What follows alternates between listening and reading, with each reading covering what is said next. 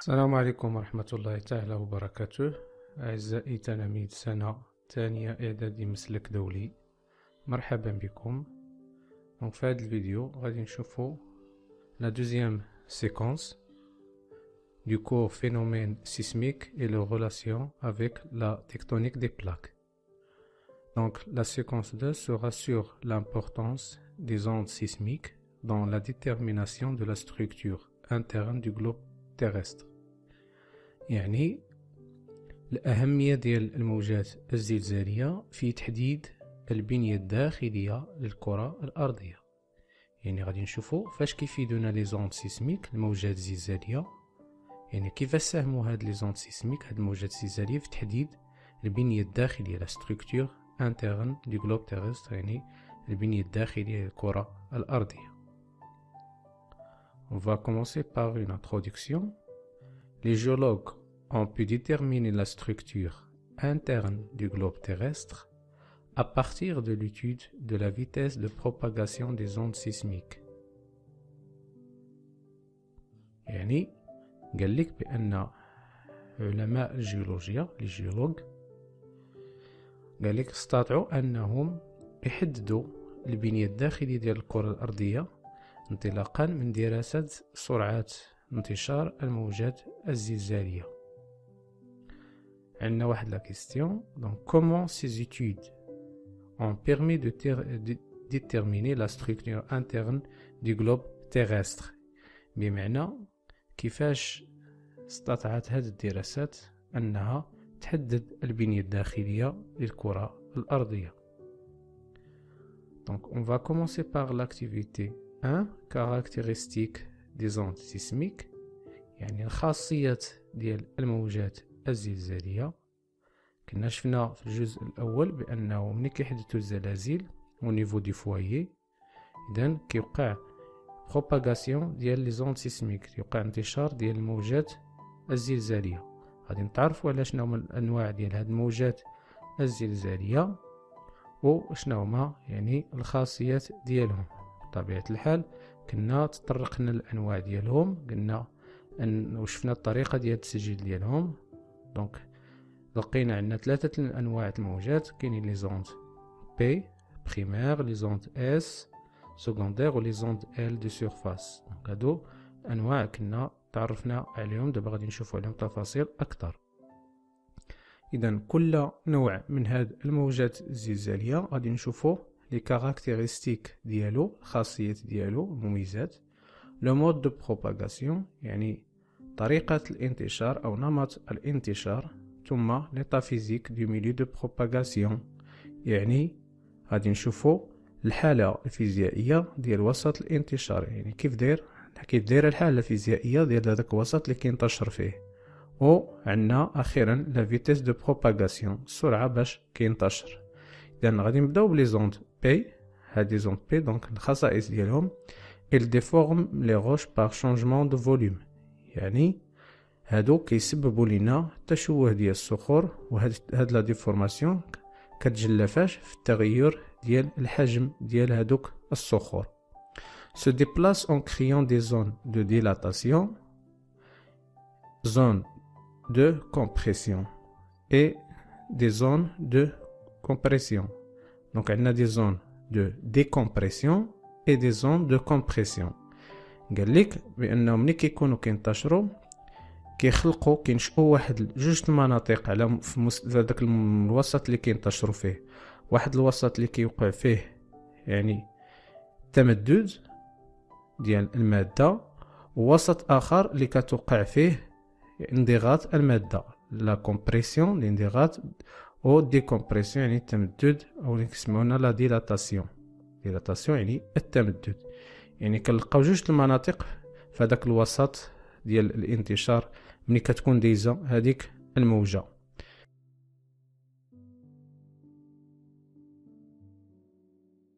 Le sens de vibration est parallèle à la direction de la propagation. إذن هنايا اللي بغا يقول لنا بأن الاتجاه ديال التنقل ديال المادة كيكون متوازي مع اتجاه انتشار الموجة. وعندنا هنايا l'état physique du milieu de propagation. إذن هاد الموجات بي كينتشروا في واحد الوسط اللي الحالة الفيزيائية ديالو l'état physique تتكون solide صلبة بلس ليكيد، يعني كينتشر في الوسط الصلب والوسط السائل. بالنسبة للفيتاس دو بروباغاسيون سرعة الانتشار هي في المعدل 6 كيلومتر بار سكوند او موين. إذن باش نفهمو أكتر كيفاش ينتشروا هاد الموجات، عندنا هنايا واحد يعني الفلاشة اللي كتبين لنا الطريقة ديال الانتشار ديال هاد الموجات. إذن كيف ما كتشوفوا معايا لا ديريكسيون دو بروباغاسيون هنايا، دونك هذا هو اتجاه ديال انتشار الموجة بطبيعة الحال، دونك جاية من هنا وغادي لهنا، دونك هذا هو اتجاه الانتشار. هذه هي المادة او يعني الجزيئات اللي كاينين في هذاك الوسط. لاحظوا معايا اشنو كيوقع لهم ملي كتوصل لهذيك الموجة. اذا ملي كتكون دايزه عندنا يعني هذوك الموجات، فكنلاحظوا بانه كاينين شي مناطق اللي كيوقع فيهم انضغاط ومناطق اخرى اللي كيوقع فيهم يعني تمدد. دونك هذه هي الملاحظه الاولى، بحال هنا عندنا انضغاط وهنا عندنا تمدد. اما بالنسبه لي بارتيكول فكنشوفوا بانهم كيتحركوا بشكل اللي هو متوازي مع اتجاه انتشار الموجة، دونك اما كيمشيو على اليمين او على اليسار، دائما كيبقاو كيف قلنا متوازيين مع اتجاه انتشار الموجة. ننتقلوا للموجات اس لي زوند اس. اذا نشوفوا الخاصيه ديالهم il déforme les roches par changement de forme. اذا هادو كيسببوا لنا في التشوه ديال الصخور، ولكن هاد المره هاد التشوه هذا كيكون عن طريق تغيير الشكل. داكشي اش كنسميوهم لي زوند دو سيزيمون.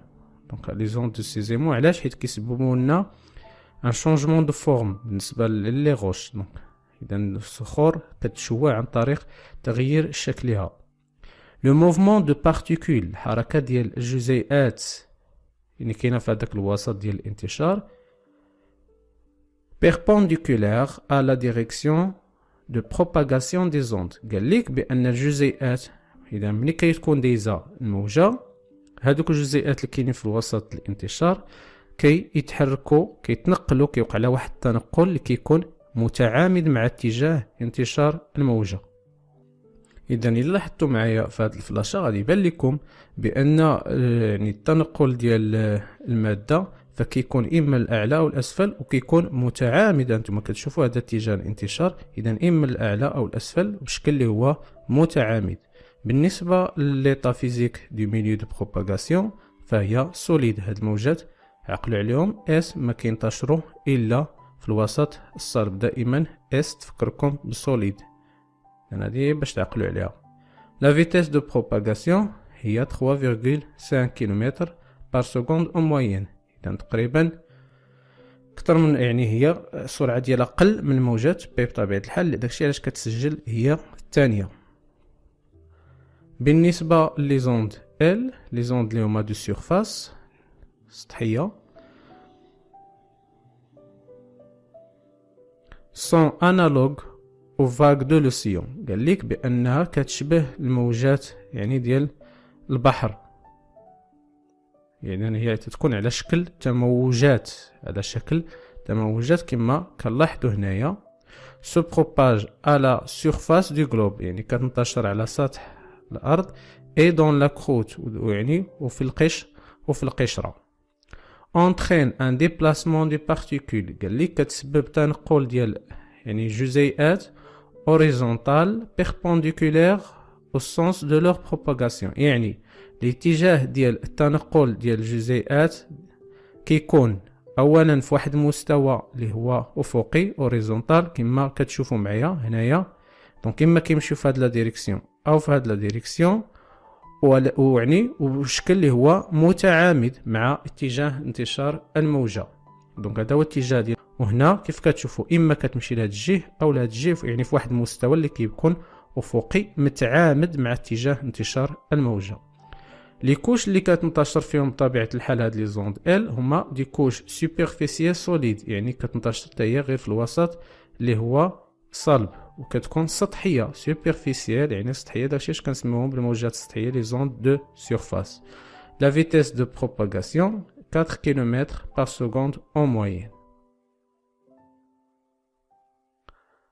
غادي نمشيو الآن l'activité 2 la mise en évidence des discontinuités à l'intérieur du globe terrestre. يعني غادي نكشفوا عن وجود ما يسمى بالانقطاعات les discontinuités داخل الكرة الأرضية. Alors c'est quoi la discontinuité؟ يعني شنو هي la discontinuité؟ est une zone de transition entre deux structures caractérisées par des modifications brutales de la vitesse de propagation des ondes sismiques. يعني إذا بدنا نبسطو هي واحد المنطقة اللي كتفصل لينا ما بين جوج ديال الطبقات، واحد البلاصة في الكرة الأرضية كتفصل ما بين جوج طبقات دو ستركتور. انا قلت لكم جوج طبقات اللي من بعد غنشوفوا منها طبقات كاركتيريزي بار. باش كتميز هاد المنطقه اللي كتفصل بين جوج ديال الطبقات موديفيكاسيون بغيتر، واحد التغير اللي كيكون مفاجئ في السرعه ديال انتشار الموجات الزلزاليه. بمعنى هذيك بلاصه ملي كيوصلوا الموجات الزلزاليه كيوقع واحد التغير في السرعه ديالها، وهذاك التغير كيكون في سرعة طبيعة الحال ديال الانتشار ديالها كيكون مفاجئ brutal. Ces zones correspondent à des changements de la nature de milieu.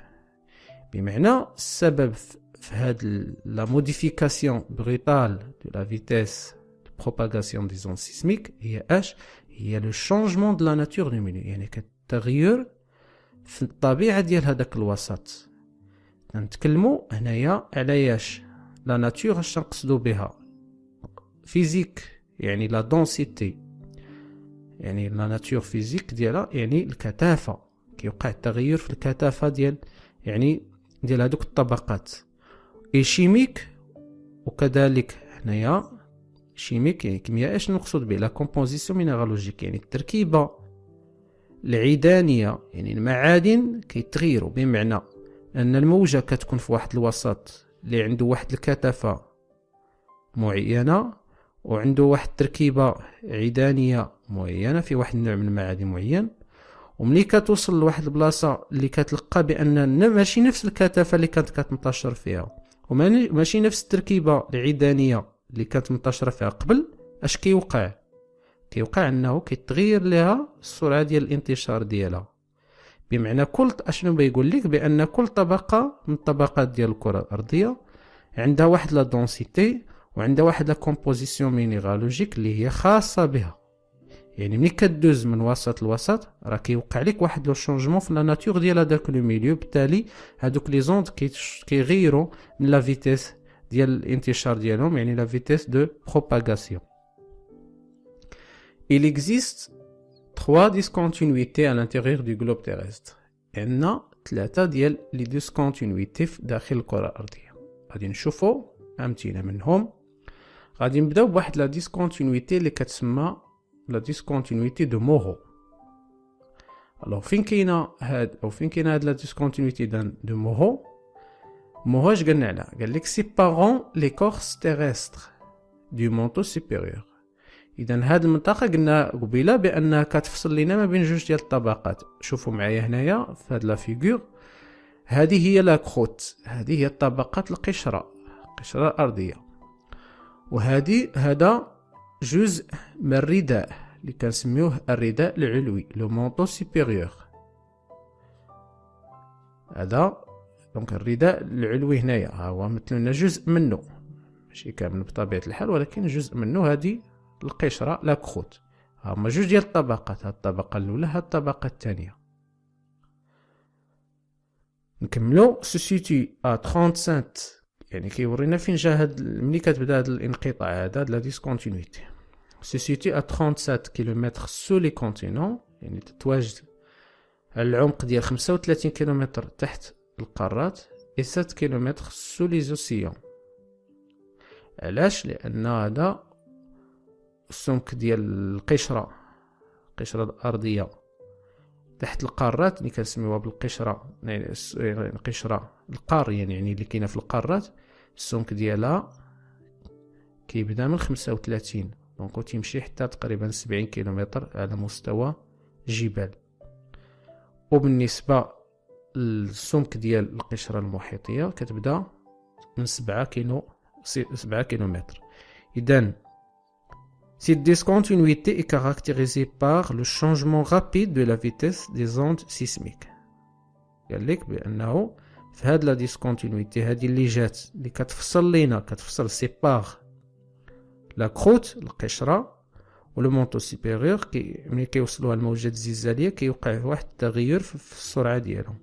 فهنا كما كتشوفوا معايا عندنا ان فويي، يعني البلاصة ملي ينشئوا لنا الموجات الزلزالية كما شفنا قبل، وعندنا دي ستاسيون دو ديتيكسيون، يعني محطات ديال الالتقاط ديال هاد الموجات الزلزالية. فاللي لاحظوا بأنه بالنسبة لشاك ستاسيون بالنسبة لكل موجة، فمثلا هاد الموجة هادي اللي كتشوفوا هنايا 4، فكتسجل واحد 2 المرات أو 3 المرات نفس الموجة، يعني نفس الموجة اللي جاية من هذاك الفوايي كتسجل 1 2 حتى 2 à 3 فوا. هذا اش كيعني بأن هذيك الموجة ما جاتش في نفس، ما سلكاتش يعني نفس الطريق. دونك كان يعني جات من سلكات طرق اللي هي مختلفة. فكما كنلاحظوا كتقدر نسجلوا واحد الموجة اللي كنسميوها نوند ديريكت، موجة مباشرة بحال هذه اللي كنشوفوا هنايا، هي هذه الاولى. وكنسجلوا مثلا هنايا كتسجل عندنا هذه الموجة هذه الموجة راه هي هذه اللي جايه هنا، ولكن اش وقع ليها منين وصلت هذه المنطقة هذه كي سيبار لا كروت دو مونطو سوبيريور، وقع لها انكسار ريفراكسيون، انكسرت هذيك الموجة، وبالتالي انكسرت ثم انعكست. يعني اللي وقع هو انها لقات واحد الخاصية دي كاركتيرستيك مختلفين على هذوك اللي كاينين في لاكروت، بالتالي وقع لها واحد التغير في السرعة ديالها. اذا التغير في السرعة ديالها راجع لاش؟ راجع الى تغير في خاصية الوسط، لي كاركتيرستيك دو ميليو دو بروباغاسيون، وسط الانتشار. اذا هاد المنطقة هادي اللي كتشوفوا معايا هنايا اللي كتفصل لا كروت على مونطو سوبيريور كتسمى بلا ديسكونتينيتي دو موهو. علاش؟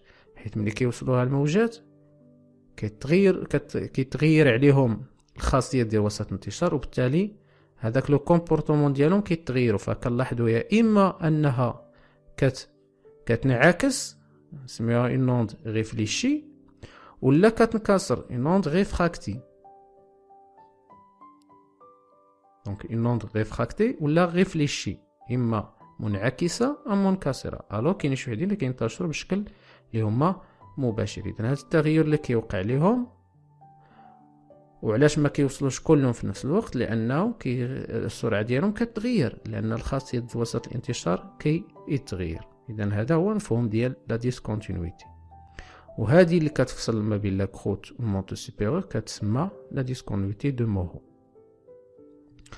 غادي نمشيو لواحد لا ديسكونتينيتي اخرى اللي كتسمى ديسكونتينيتي دو غوتنبرغ.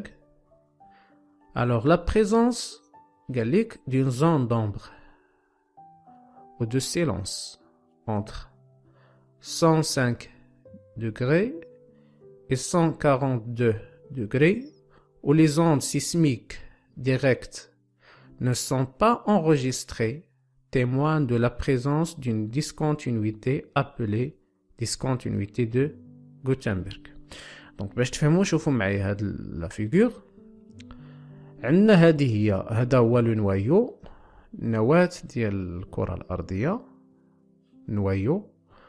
وهنا عندنا لو مونطو، هنا لو مونطو كما كتشوفوا معايا دي الطبقة ديال لو مونطو، الرداء. إذن فاش كنشوف هنا ملي كينطلقوا عندنا الموجات الفوي هنايا كتلاحظ دونك الموجة مثلا هنايا كتنتشر عادي وكتسجل في هاد ستاسيون 1، هادي حتى هي كتنتشر في داخل المونطو وكتسجل في ستاسيون 2، هادي كتسجل في ستاسيون 3. ولكن لاحظ بالنسبة لهاد الموجة هادي منين وصلات هاد المنطقة هادي، هاد لا زون، هاد لا ليميت اللي كتفصل ما بين لو نوايو وهنا بالضبط كنتكلم على لو نوايو اكسترن، النواة الخارجية اللي كتفصل لو نوايو اكسترن على لو مونطو. فلاحظ اش وقع ليها، اذا التغييرات ما انتشرتش بحال بهذا الشكل هذا. دونك وقع تغير فاش في خاصيات الوسط. اذا لي كاركتيرستيك ديال لو مونطو ماشي هما لي كاركتيرستيك ديال لو نوايو اكسترن، وبالتالي كنلاحظوا بانه حدث ليها اذا انعكاس. دونك شوف فين تسجلات في لا زون 4. اذا كاع هنا ما بين 3 و 4 اللي قالوا لنا هنايا ما بين 105 هادو مسافات. دونك غير باش تفهموا كيفاش كيحسبوهم بالنسبه لو فوايي، دونك كيتسموا مسافات زاويه. دونك ما كايناش ندخلوا لهاد التفاصيل، يعني هادو اعماق بالنسبه لكم نتوما. واحد المنطقه كاينه يعني في الكره الارضيه ما كيتسجلوش فيها الموجات، كيسموها باش بلي زون دومبر، منطقه الظل.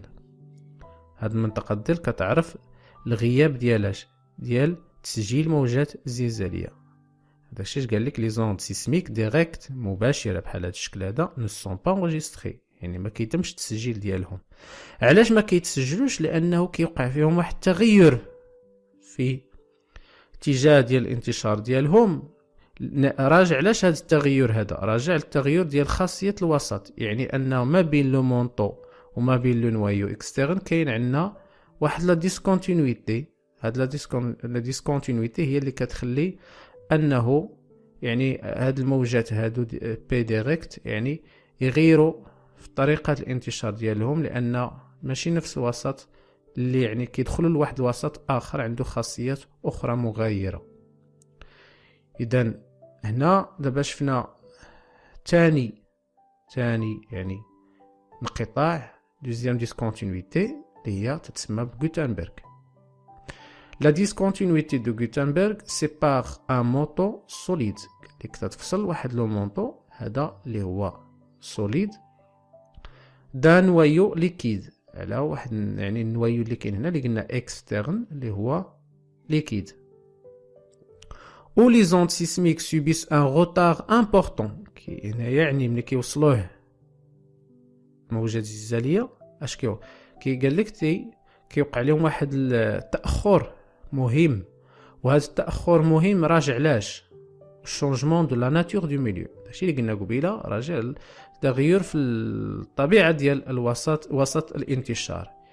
يسوسيتي دونك هذا الانقطاع ديال غوتنبرغ كيتواجد في عمق ديال 2900 كيلومتر دو بروفوندور، يعني كاين في 2900 كيلومتر العمق ديالو فين كيتواجد هاد لا ديسكونتينيتي اللي كتفصل لو مونطو اللي قلنا سوليد على النوايو اللي هي ليكيد. غادي نشوفوا دابا مختلف الطبقات، يعني دابا نحددوا اكتيفيتي 3 ديتيرميناسيون دو لا ستركتور انترن دو لا تير. غادي نحددوا البنيه الداخليه ديال الارض، الكره الارضيه. L'intérieur de la Terre est constitué d'une succession de couches. قال لك بان يعني باطن الارض كيتكون من عدة يعني طبقات de propriétés physiques différentes، عندهم خاصيات فيزيائية مختلفة. au centre le noyau، في المركز كنلقاو le noyau ها هنايا qui se divise. هاد le noyau كينقسم لاش noyau اللي هو interne داخلي هذا، و noyau اللي هو externe هذا l'interne solide، وغادي نفهموا علاش.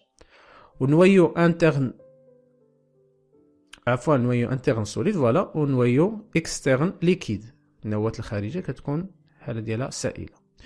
puis le manteau qui se divise en manteau inférieur mésosphère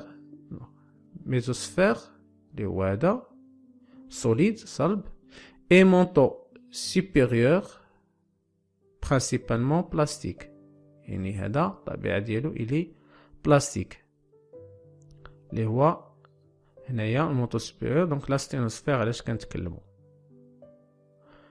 mais dans la partie tout à fait supérieure هادي هو il est plastique ولكن قال لك هذا الجزء هذا اللي كنسميه بلو مونطو ليتوسفيريك كيف داير il est solide صلب.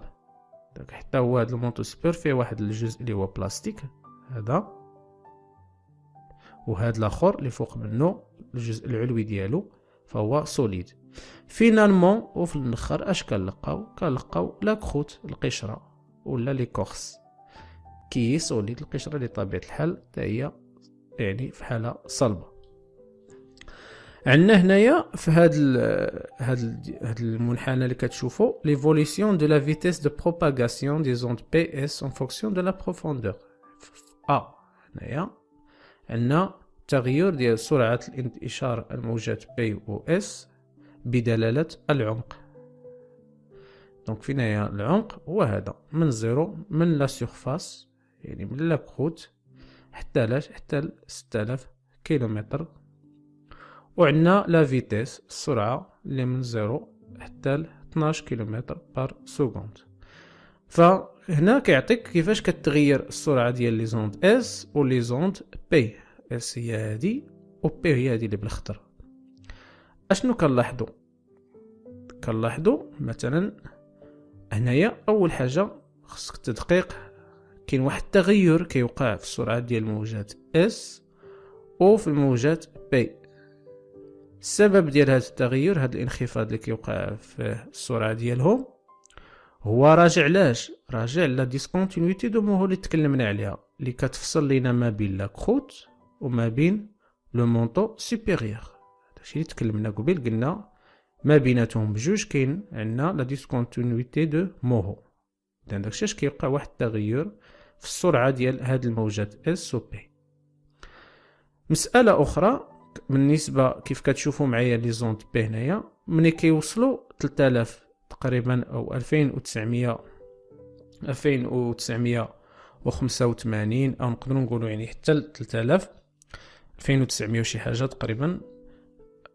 اش كيوقع الا شفتوا معايا هنايا؟ كيوقع واحد الانخفاض مفاجئ، دونك اون ديمينيسيون بغيطال فاش في لا فيتيس ديال هاد لي زوند سيسميك اس او بي. كينخفض السرعه ديالهم بشكل اللي هو مفاجئ. شكون هو السبب اللي خلى ان السرعه ديالهم بعد ما كانت مستقره وفي تزايد تدريجي هنايا؟ هو هاد لا ديسكونتينيتي ديال غوتنبرغ اللي كتفصل قلنا ما بين لو مونطو وما بين لو نوايو اكسترن. لو نوايو اكسترن اللي هو ليكيد، وهنا لو مونطو اللي هو سوليد.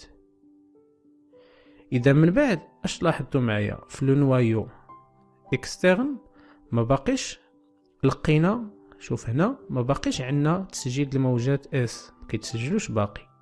هذا اش كيعني قلنا قبيله بان اس كينتشروا غير في لي ميليو اللي ليطافيزيك ديالهم سوليد. اذا هذا كيعني بان لو نوايو اكسترن الي ليكيد، لانه ما يمكنش الاس انهم ينتشروا في الليكيد وما كينتشروا فقط في السوليد. وهنا كيعاوتاني كيرجعوا يتسجلوا عندنا. شتيهم ملي كنفوتوا 5000 كيلومتر يعني تقريبا هنا ملي كنفوتوا فوالا 5000 كيلومتر، دونك كيرجع التسجيل ديال هاد الموجات اس. هذا اش كيعني بان لو نوايو اللي هو انترن الي دونك سوليد،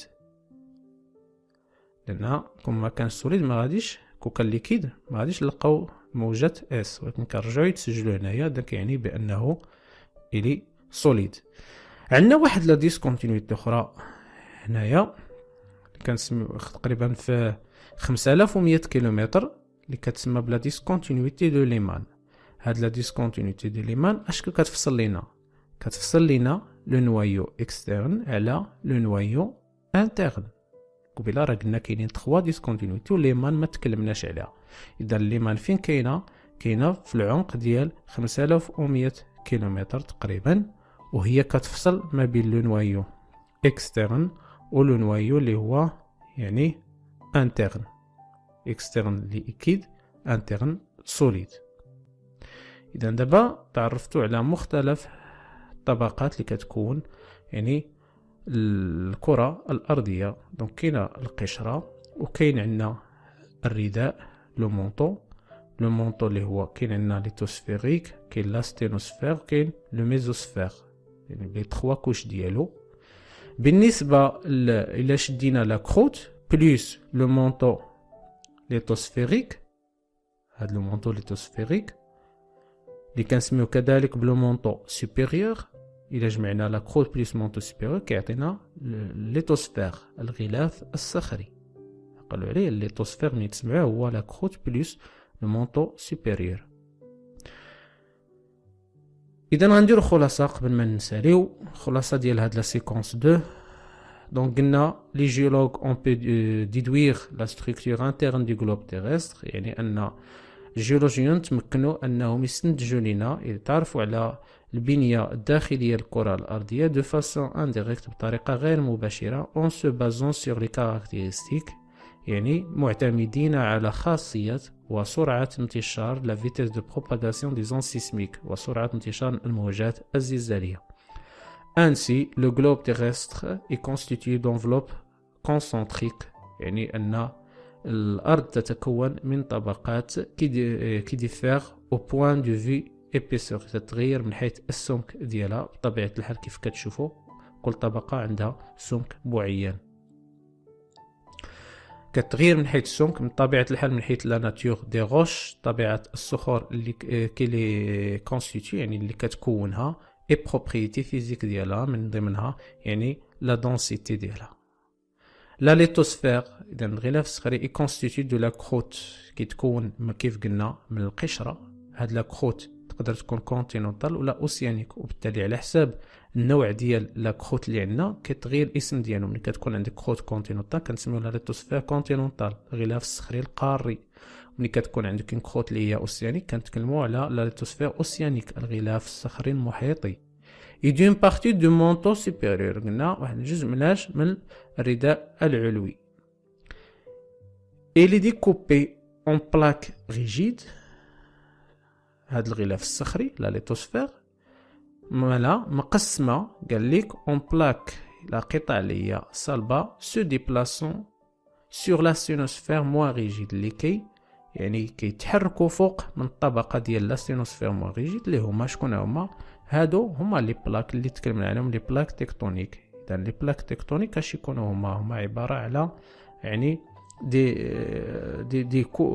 دي مورسو مناش من لا ليتوسفير، وكيتحركوا فوق مناش، فوق من لا ستينوسفير اللي هو موان ريجيد، يعني اقل، نقولوا اقل صلابه بالنسبه يعني طبيعه الحال لهاد لا ليتوسفير. إذا إلى هنا ينتهي هذا الفيديو، أشكركم على انتباهكم، وإلى فيديوهات أخرى إن شاء الله. ينصح الخبراء اليابانيين باتخاذ الإجراءات التالية: سبسكرايب، لايك، كومنت، فيفورت.